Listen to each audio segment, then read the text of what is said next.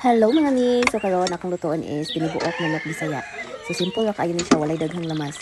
Mao jud ni nakanindot ani magpuyo ta sa bukid no, miskin bukid ni among balay pero ganahan kay ko kay daghan kay may mga binhi nga pwede ra jud namo masud-an.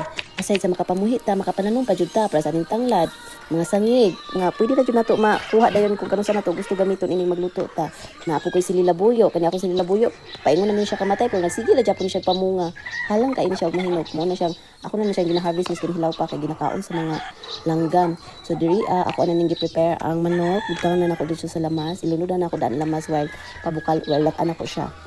Para mo nanam jud ang iyang lasa. Maura jud ni amo ang madali-dali nga sudan kung wala mi laing sudanon kay daghan man pud mi binuhi diri den ug wala mi aning binuhi pwede ra pud mi mamalit sa among silingan kay barato ra.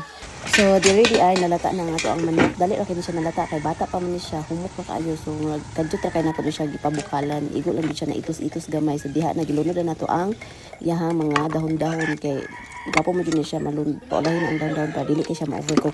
Mao ra to mga mi, thank you for watching, bye.